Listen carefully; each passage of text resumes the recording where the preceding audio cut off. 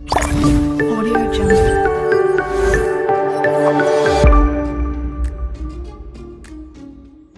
अस्सलामुअलैकुम एवरीवन, स्वागत है आप सबका मेरे न्यू व्लॉग में। तो आज मैं ये सुबह से ही व्लॉग की शुरुआत कर रही हूँ। पापा के साथ जा रही हूँ जॉली ग्रांट हॉस्पिटल और आज हम जा रहे हैं बस से।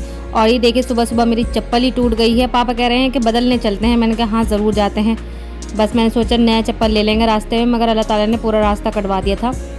चप्पल टूटी नहीं थी मेरी। हम पहुंच जाते हैं हॉस्पिटल 8:30 बजे और सबसे पहले वहां जाकर हम अपनी MRI की रिपोर्ट ले लेते हैं जो डॉक्टर ने हमें मंगल को करवाया था MRI।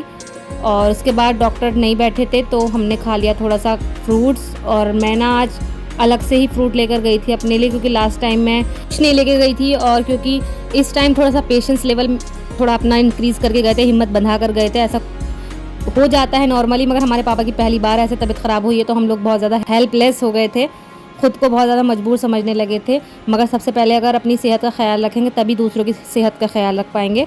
तो पहले पेट पूजा, बाद में काम दूजा। डॉक्टर से मिलकर हम आ गए थे बाहर। अब क्योंकि बाहर हमें रिक्शा नहीं मिली थी और पापा से चला नहीं जा रहा था तो मैंने अपना जुगाड़ लगाया। हाँ, मेडिकल स्टोर जो है बाहर, वहाँ छोड़ देना, बैठ जाओ आराम से। जी जी, जहाँ मेडिकल नहीं है आगे, बस बस वहीं छोड़ देना। आ रही मैं। ऑपरेशन बता दिया है पापा का और पता नहीं अब करवाएंगे नहीं करवाएंगे। डिस्क पूरी बाहर है, जो रीढ़ की हड्डी में डिस्क होती है वो, जिसकी वजह से बिल्कुल सीवियर पेन हो रहा है और दवाइयों से डिस्क अंदर नहीं हो सकती। सिर्फ जो नसें हैं उन्हें सुकून मिल सकता है। और एक बार ज़्यादा परेशानी हो गई, अगर सुसु पॉटी को कंट्रोल करने की उन्होंने कैपेसिटी खो दी तो बस फिर ऑपरेशन से भी कोई फ़ायदा नहीं होगा। दुआ करिएगा अल्लाह ताला सब ठीक कर दे।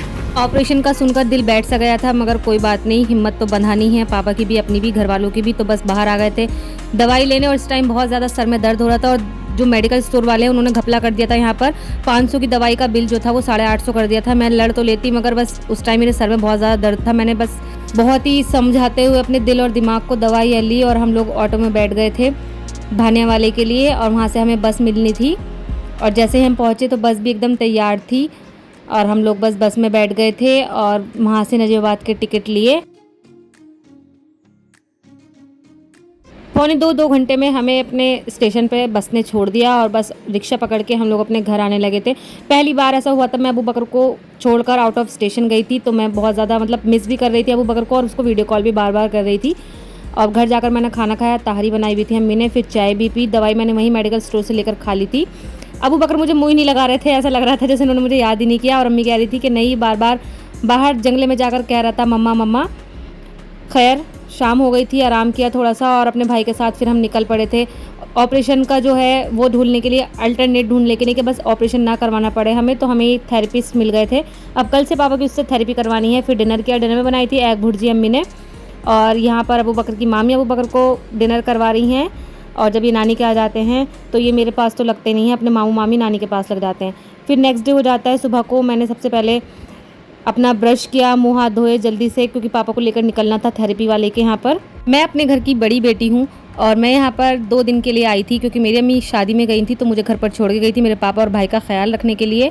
उसी बीच मेरे पापा की तबीयत ख़राब हो जाती है तो मुझे घर जाना था, अपने घर वापस जाना था। मगर हर बार की तरह मेरे हस्बैंड ने मेरा दिल जीत लिया, क्योंकि मैं अगर कहती भी हूँ कि मुझे, आपको लगेगा कि अपनी अम्मी के घर ही जाकर बस गई है, तो मुझे डांट देते हैं, कहते हैं कि किस्मत वालों को मिलते हैं माँ बाप की खिदमत करने के मौके।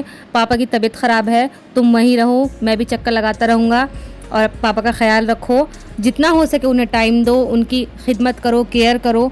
दुनिया को शायद ये बहुत छोटी बात लगे, मगर मेरे लिए बहुत ज़्यादा सपोर्टिव, समझदारी वाली बात है। और दिल से मैं अपने हस्बैंड को थैंक यू बोलना चाहती हूँ। वैसे मैं सामने से भी कह चुकी हूँ बहुत बार उन्हें थैंक यू, वरना कोई नहीं छोड़ता है। मैंने देखा है ऐसे ऐसे हस्बैंड्स को भी, उन्हें कोई मतलब नहीं है किसी से, सिर्फ अपना होना चाहिए। मगर यहाँ मेरे हस्बैंड ने मुझे बहुत सपोर्ट किया है। वैसे तो हर बार ही करते हैं, अल्हम्दुलिल्लाह अल्हम्दुलिल्लाह। और आज मैं सिर्फ एक बेटी ही नहीं हूँ, एक बहुत ज़्यादा खुशकिस्मत बीवी भी हूँ, जिसे बहुत ज़्यादा अपने ऊपर और अपने हस्बैंड के ऊपर प्राउड है। बस फिर मैंने मुंह हाथ धोकर पिया अपना मॉर्निंग ड्रिंक ACV वाटर। और अबू बकर भी मेरे पास ही खेल रहे थे। सुबह सुबह का ये टाइम है 7 साढ़े 7 बज रहे होंगे।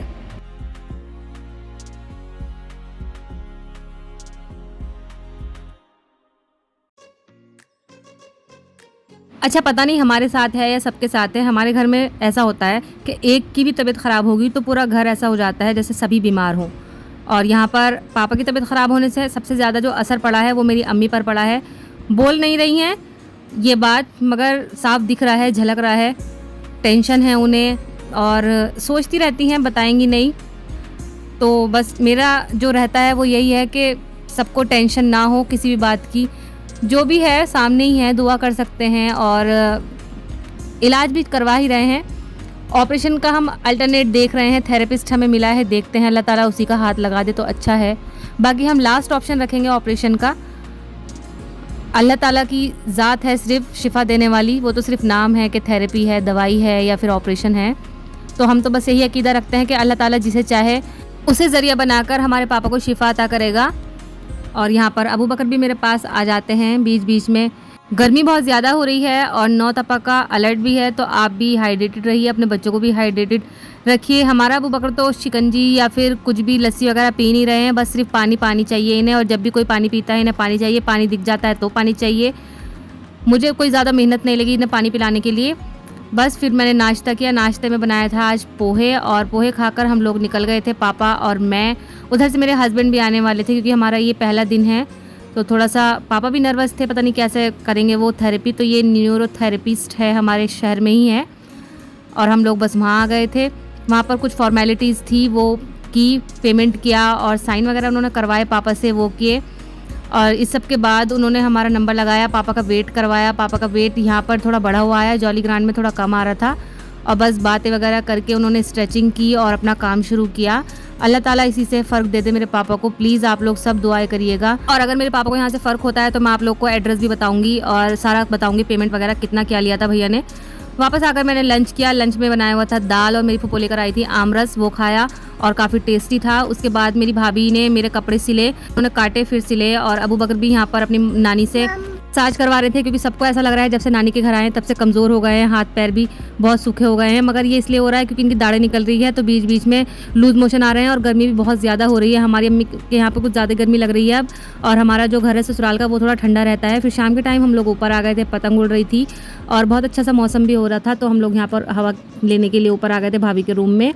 और ये बाहर काम हो रहा है, ये भी मैं दिखा रही थी आपको। देखिए मेरे ये अम्मी की गली है जहाँ पर पूरा बचपन गुजरा है। और फिर भाभी ने अबू बकर को दिया दूध और ब्रेड, इसने खाया नहीं, सिर्फ मखौल करी है इसमें भिगो भिगो के, और लास्ट में मुझे खाना पड़ा था ये। मेरे घर पे सबसे ज़्यादा मेरी भाभी मेरे बच्चे से प्यार करती है। वैसे तो सभी बहुत ज़्यादा प्यार करते हैं, मगर मतलब जो टॉक्सिक मामी होती थी ना, वो नहीं है, वो वाला एरा अब ख़त्म हो चुका है। अब हमारे अबू बकर की मामी हैं, हमें तो वो उनमें मुझसे भी ज़्यादा माँ दिखती है, बहुत ख्याल रखती हैं मेरे बच्चे का। और अल्लाह पाक ऐसे ही उन्हें भी सलामत रखे। और हमारे घर पे भी, हमारी अम्मी के घर पे भी एक छोटा नन्ना मुन्ना सा अबू बकर जैसा अबू बकर का भाई या बहन आ जाए। सब लोग प्लीज़ दुआ करिएगा। चलिए मिलते हैं नेक्स्ट व्लॉग में, अपना ख्याल रखिएगा और मुझे भी दुआ में याद रखिएगा, मेरे पेरेंट्स को दुआ में याद रखिएगा। वीडियो पसंद आ रही हो तो लाइक कर दीजिएगा, ना पसंद आ रही हो तो डिसलाइक कर दीजिएगा, एक कमेंट कर दीजिएगा अच्छा सा, और मेरी वीडियोस को शेयर कर दीजिएगा। और अगर सब्सक्राइब नहीं किया है तो सब्सक्राइब भी कर दीजिएगा। चलिए मिलते हैं नेक्स्ट व्लॉग में, तब तक के लिए अल्लाह हाफिज़, बाय बाय।